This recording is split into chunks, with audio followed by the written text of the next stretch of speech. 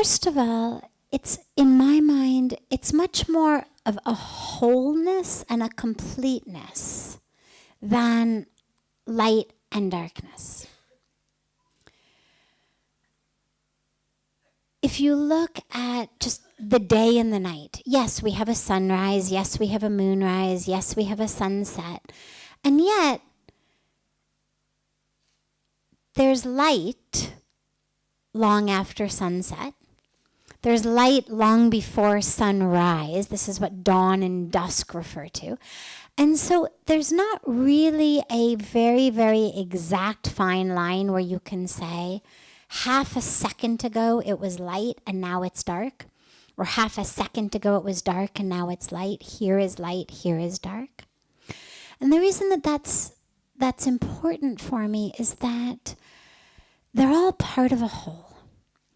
And when you think, though, of positive vibes and our obsession with them, there's a story I'll tell about this.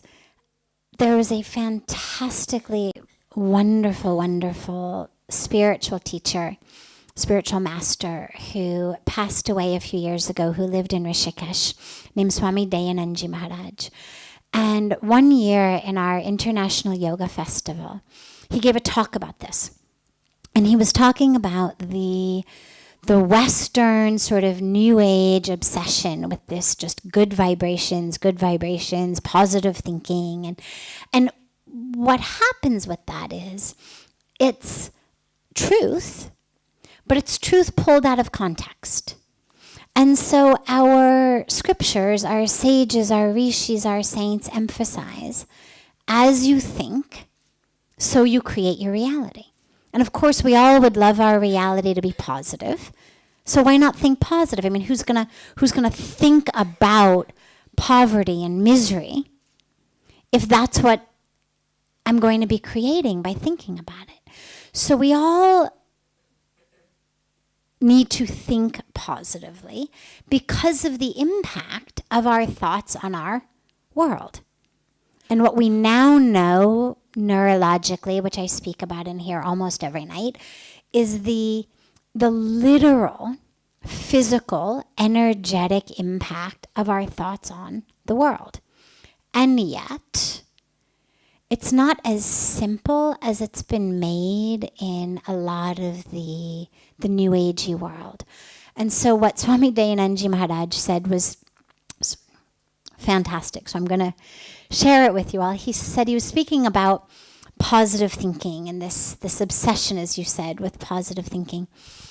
And he said, one day I was with a good friend of mine who is very, very fat, and he has diabetes and he has high blood pressure, and the doctors have put him on a very strict diet. And he said, and I see him one day eating a donut. And he said, and I said to him, hey friend, how can you possibly be eating a donut? You've got diabetes, you're obese, you've got high blood pressure, your doctors have put you on this very strict diet. A donut is, nothing but fried, greasy, sugary, fat and flour. How can you possibly be eating a donut? And he said, and my friend said to me, well, see, Swamiji, I have started a practice of positive thinking. And see, the donut has two parts. And one part, you are right, is this outer circle, which is fatty and greasy and sugary and bad for my diabetes and bad for my blood pressure. But if instead of focusing on the outer part, I focus on the hole in the middle, then I'm all good. Then there's no problem. He said, so in my practice of positive thinking, I've learned to focus on the hole in the middle rather than on the outside. So Swamiji had given this as obviously an example of the ridiculous lengths to which we go in the belief in just thinking it so will make it so. So yes, it has absolutely become what it's become is a shortcut. And this is not the only example of deep, deep Eastern spiritual traditions, whether from India, whether from China, whether from Cambodia, whether from Thailand, whether from any of the Eastern ancient spiritual traditions that get sort of co-opted by a new age West that's looking for shortcuts, that's looking for life hacks, that's looking for ways to get there quicker. And so what you see is, and this is one example, you see pieces of it pulled out, like what you think you create, which is true. But it's true not just because focusing on the hole in the donut is somehow going to render me unimpacted by the grease and the sugar and the jelly and the, but because that which we think is how we live. And so the power of positive thinking, the power of intention, the power of my thought has a very important component to it, which is action. And so if I think positively, as in,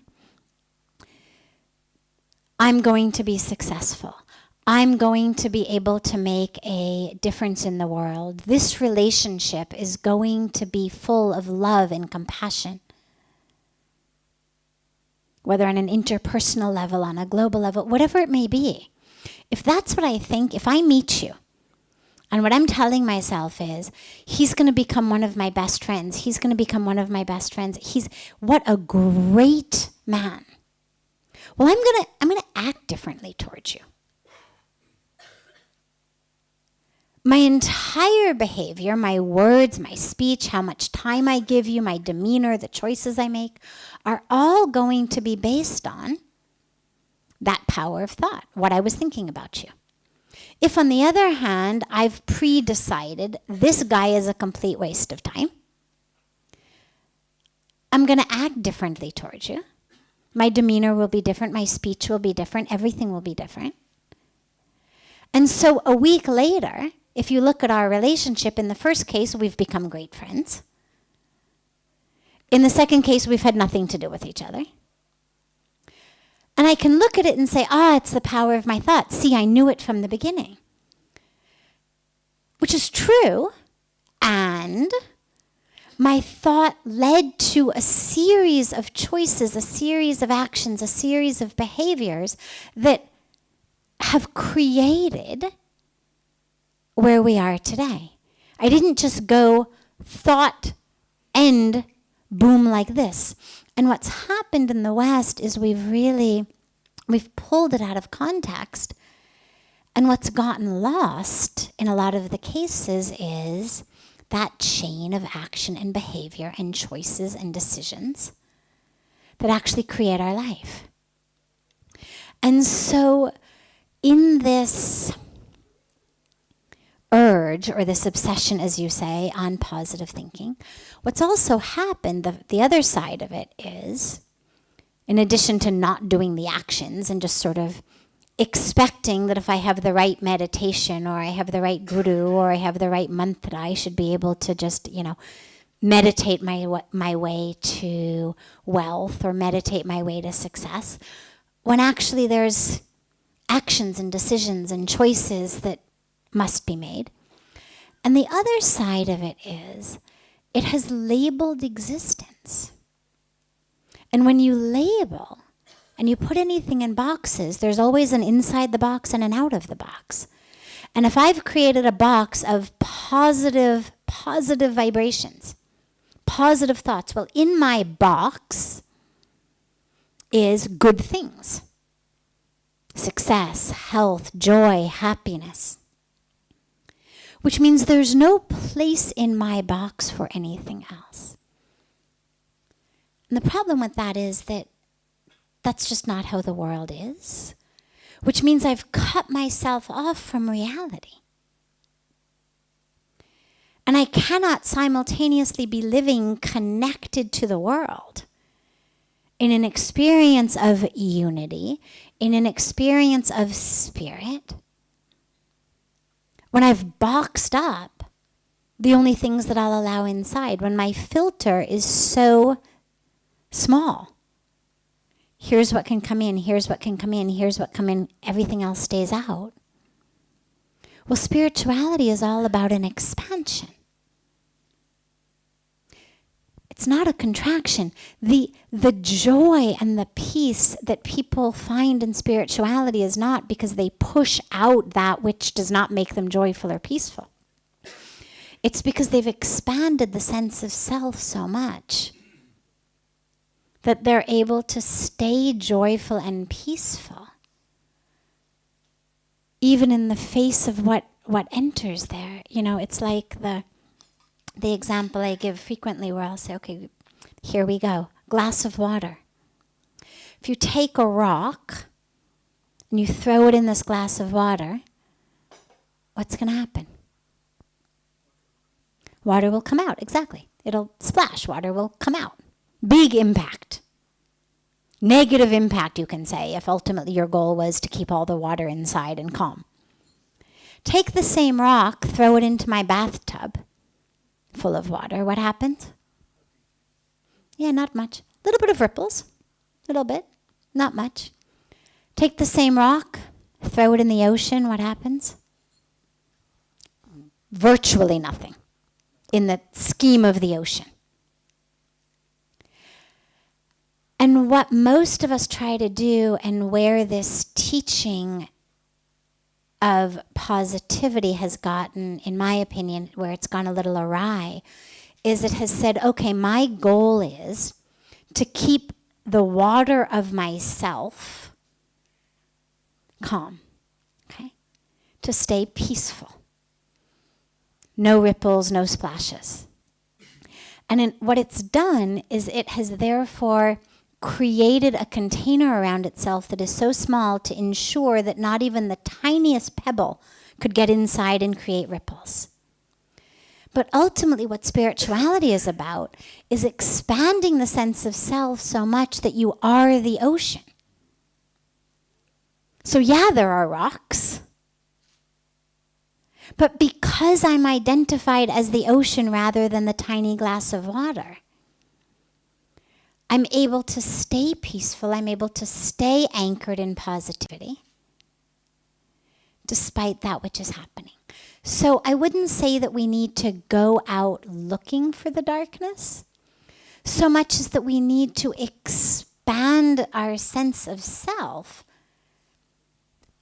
to be an experience that encompasses all. And when you talk about encompassing all, well, along with health, there's sickness. Along with life, there's death. I mean, you can't push death out of any reality. I mean, you can, but only for a very short period of time. And so when you think about ultimate highest truth, it can't be something that's dependent upon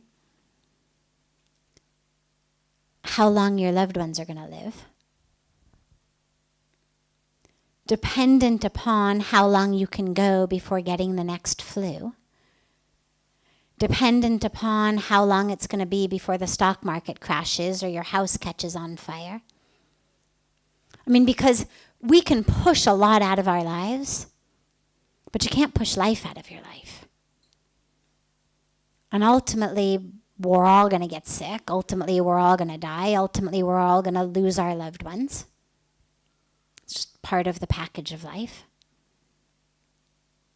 And so any spiritual practice that is so limiting is one that I would not endorse very strongly, since ultimately when we talk about spirituality, it's always eternal, right? I mean, Sanatan Dharma, eternal way of life.